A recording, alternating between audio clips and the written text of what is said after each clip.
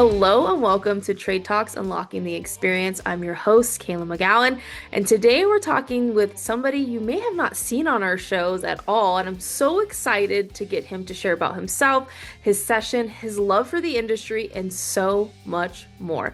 If you have not guessed it, my special guest is Damien Monaghan, and he is the CEO of Rumsey Construction and Restoration. Welcome. Thank you. Yeah, pleasure to be here. I appreciate it. Yes, I'm so happy to have you. We recently got to meet in person at the RIA and chat through all the craziness for a couple of minutes, and it was so cool just to kind of hear your passion and your love for this industry and how excited you are to share at the experience. So, before we dive into all of your session and all of that fun stuff, can you share how you got into our industry? Yeah, absolutely. I was a brick mason by trade. Went to East Carolina, had too much fun there and didn't make it through. So I'll put that out there, right? College dropout. And then went into masonry and did that for 6, 7 years. And then the housing market crash happened in 2008. So I had a friend of mine who worked for a small company at the time, well, not small, they're mid-major, right? A company called Disaster One. They had 10 locations across the Southeast. He said, "Come on over here. It's recession proof." So I was like, "Sure, I'll try that out."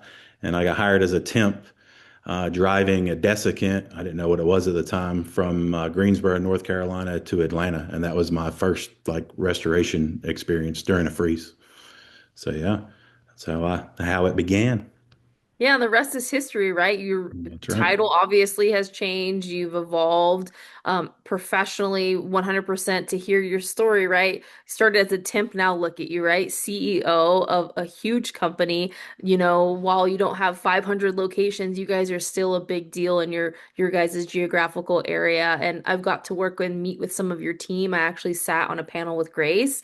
And so it's really cool to see the impact that you guys have. And you still kind of stayed in the trade world 100%, right? It's just a different aspect, but I don't think you ever have lost that love for stone and masonry, right?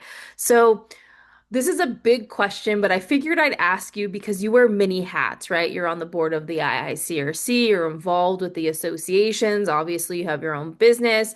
So, where do you hope to see the industry go in the next 5 or so years?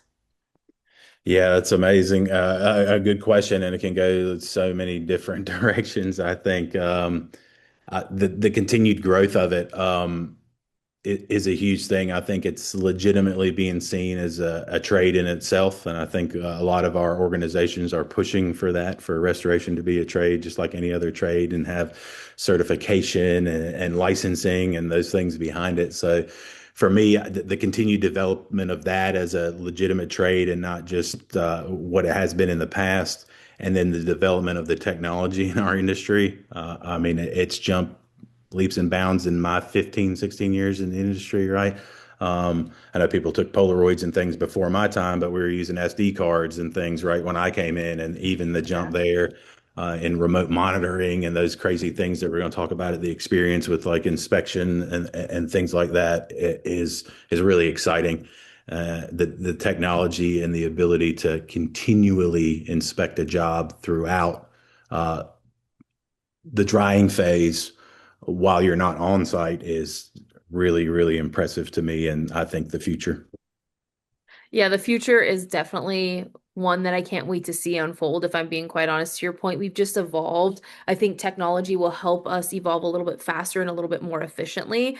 Instead of being scared of it or a little leery of it, we just need to learn where to embrace it in our business. And everybody's use of technology is going to be different. I think that's the beautiful thing, right? You've mentioned restoration, inspection, cleaning, I mean, assessment. They're all going to leverage technology, and it's just probably just going to be a little bit different, but there's nothing wrong with that. I think that's how we grow and evolve and learn. And so, with that being said, with the mention of inspection, for those who attend your session at the experience on the cleaning track, what are 2 to 3 takeaways that you hope attendees walk away with when your session is over? Yeah, I mean, for me, the primary thing is the importance of inspection. I think, yeah, we inspect every job, and the techs go out there, and whoever's doing that is looking around. But I don't think that we as an industry get into the true depth of inspection that we should. The flooring industry does that probably a little bit better, I would think, than the restoration industry. But I think an understanding of inspection and some pride behind the inspection process, I think would be one key takeaway.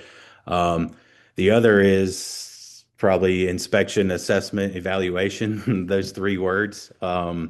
I work with Bob Blockinger a lot, and I think you know Bob as well. And those three words are near and dear to his heart. And I think the entire inspection industry could just hinge on those words and the difference in those three words. So those would be my takeaways, I believe.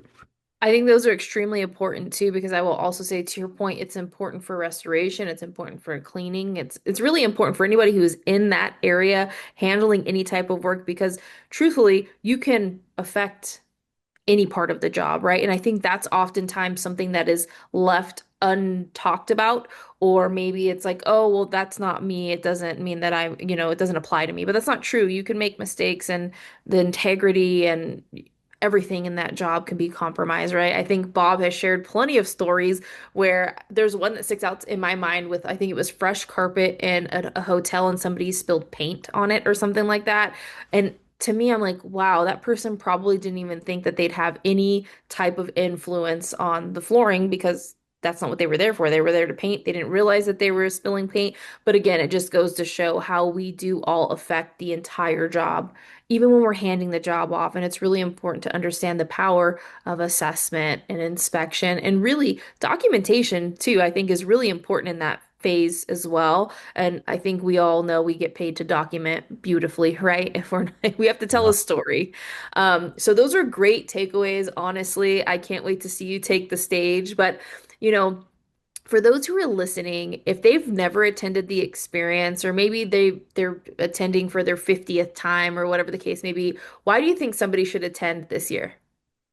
Oh yeah, you definitely don't want to miss that. I think it's like who's who of what's next in the industry, right? Probably the most cutting edge like experience, right? No pun intended there. I guess pun intended, but yeah, that you can have really like it's yeah, what's next, right? That's all we're really talking about there in the future. So really cool. Yeah, and I would definitely say we have people from all over the industry. To your point, you have inspectors, assessors, you have IHs there, you have cleaners, restorers. I mean, you just have everybody there. And then, of course, our vendors are there too. And I think to your point, it's one of the last shows of the year, right? And so why wouldn't you want to connect with those people before you're making your new 2027 plans? Dare I say that out loud? I cannot believe I'm speaking Already, of right? 2027, right? But yeah, I think it's a really fun event. And to your point, no pun intended on the experience, but that's the point. That's more than likely the gist of why we call it the experience, right? Because we want you guys to have an amazing experience no matter what seat you sit in. And, you don't want to miss out on the opportunity to connect with people like Damien. And it's one of those things that you don't want to miss out and then hear that you missed out on it, right? Like, why would That's you right. miss out on that, right? And it's Las Vegas. If whether you like the nightlife or not, there's so much more to do besides, the nightlife stuff here. And that's what we want to show is there's hands-on, there's sessions, there's networking, and I feel like it just brings all of the worlds of what we do together, right? So before we close, I always ask all of my guests, what is one fun fact about you that many probably don't know, or maybe like your inner circle knows about you, but maybe the rest of the industry doesn't know?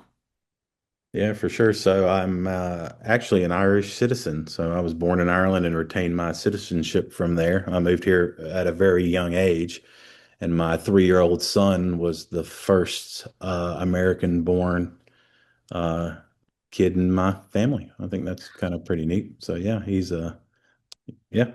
Wow, that is such a cool fun fact. Oh my gosh. And then your son can carry that on and say, I was the first, right? That's First right. of He's our the first bloodline. first American born yeah in our bloodline. So yeah, pretty cool.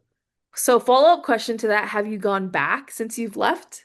Yeah, we I used to go back a lot when I was a kid, right, with my mom. But the older I've gotten, the less we travel. But now that Griffin's here, right, we'll have to start traveling a little bit more and going back to Ireland because I do. I still have all my family's there, right, other than my mother who lives here in Greensboro, North Carolina. So yeah.